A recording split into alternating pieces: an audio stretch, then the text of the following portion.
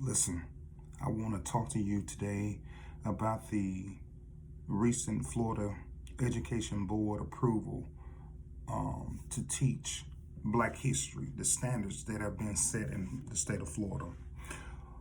Now, please consider that this entire board consists of appointees by DeSantis, who all likely lack the educational requirements to even deal with making decisions for education, period.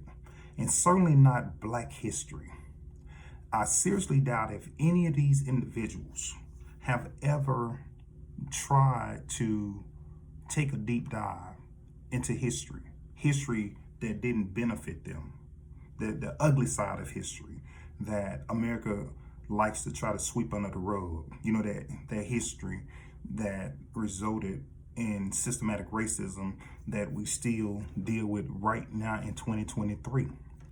So this Florida Education Board approved the standards for Black history.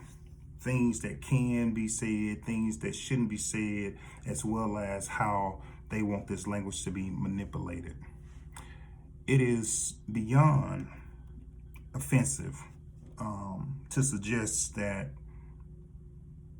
enslaved people benefited from slavery. It talks about the skills that they gained from slavery, when the truth is many Africans were already highly skilled before they were even put into captivity, placed on slave ships, and forced to work for free. The only people that benefited from slavery, if we're going to be completely honest, is America benefited from slavery, but also white America benefited from enslaved people, benefited the most. That's how America gained so much of its wealth, is from the labor, the free labor of slaves. But yet there are some Americans, who have racist hearts, who would tell a person of color that they were lazy. Black people are lazy, when our ancestors came and worked and cultivated the lands here in this country because others couldn't or wouldn't do it, and they found a way to torture people in order to get the labor that they wanted to gain the wealth that so many of the former slave owner descendants now still enjoy. What I find interesting about crap like this is that many of those same individuals who work in the Capitol around the United States, those capitals that they walk through were built by enslaved people.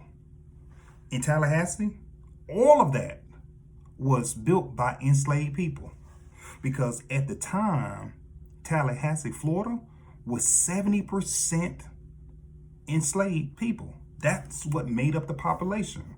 So the governor's mansion, the Capitol that his flunkies go to and support all of his idiotic ideas, that was built by enslaved people. Look it up for yourself if you think that I'm wrong. So we know that white Americans benefited particularly from enslaved people. So how dare anyone suggest that my ancestors benefited from being tortured, from being killed, our women from being raped? Who benefits from that level of evil? Only someone with a cold heart and ignorant would believe such a foolish thing. You see, it's disgusting to suggest that the massacres that took place were the result of African Americans, right?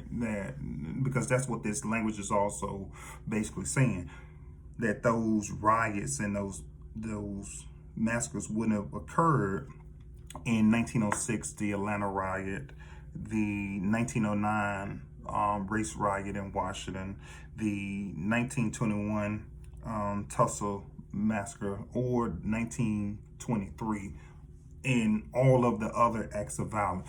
They're basically saying that those things took place because black people sparked it, that it had nothing to do with the injustices that they were faced with. In the state of Florida, there are some tough days ahead for many Floridians. For my black brothers and sisters within the state of Florida, man, I challenge you. I challenge you to take a close look at what you're doing. What have you done to this point to try to influence and impact change? I see so many different organizations with history that seem to be doing absolutely nothing, sitting idly on their hands and allowing crap like this to continue. The only reason that the Florida Education Board believes that they can tell us what Black history should be taught is because they know that many Black people in Florida aren't going to take a stand. They're not going to take a position. They're not going to do anything uncomfortable to change the circumstances so that our children can be taught history the right way. They know it. So at some point, and I don't know how much more has to happen in order to spark an outrage to say, okay, this has gone way too far. Because Governor DeSantis, who's running for president of the United States currently, he's a very vile individual, a man that is rooted in hatred of his own, who is using children as a cop-out to push his agenda by saying, well, we don't want kids to feel bad about themselves. Tell the truth and shame the devil. You don't want history to be taught so that white children don't question their own bloodlines. This might be a little too forward for some of y'all, but it's something that needs to be said. I can stroll through my social media on any given day and I see all of these different Black organizations just taking pictures, throwing signs, whatever, wearing letters. But the leadership is failing. They've not taken a position. They won't take a position because it's inconvenient. It's inconvenient for their own personal agenda. And that's the problem. And that's something that has to be discussed. Something has to take place. So if you are a leader in the Divine Nine, either you lead or you get your butt out the way. Time out for just trying to jump on social media and throw the colors on. It's time to put the colors to work for the community. Again, the way that my brother, the Honorable John Lewis, did with his Good Trouble.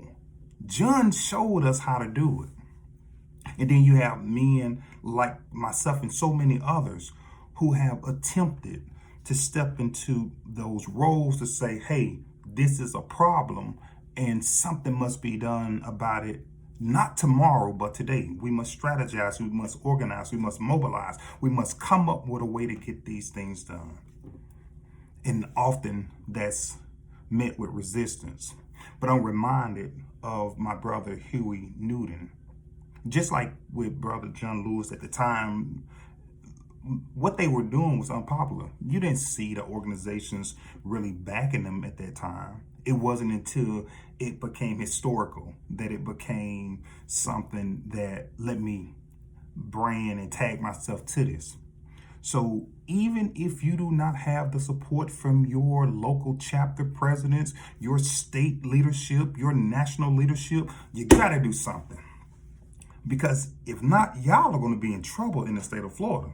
You see, I have property in the state of Florida, but I'm no longer going to be in the state of Florida. And the lack of progress had a lot to do with my decision to move on. I'm not wired to watch things happen and people be complacent and content to just go along and get along. That's not how I'm wired. So there are so many different struggles within that state. The reality that you have a governor and you have leadership who overlook people with disabilities is a huge problem, where they don't allocate the proper resources to ensure that these individuals, beautiful spirits, beautiful souls, beautiful people, don't have the basic things to improve their quality of life and make it hard for their caregivers. That's a problem. Something that I will continue to try to impact from afar. You see, I'm talking about the education piece here, but there are so many different ways and lanes that I can go into. But y'all gonna have to do something down in Florida, man, because things are only gonna get worse and worse. You only have a handful of lawmakers that are not on the Republican ticket in that state. So they are lame ducks. The Democrats that's in office at the state house and representatives, they don't have the support that they need to get things done. So they're going to need for the public to be a part of their power source. And I can't tell you exactly what you need to do, but I can tell you that if you're watching this video, you have to do something, because people of goodwill and who have a conscience should not just sit by and allow these things to happen, especially when so much effort, blood, sweat, and tears have been put in decades ago to try to change this. Slavery was only 158 years ago. So for anybody to tell my people, me, that it's something that we should get over is a fool.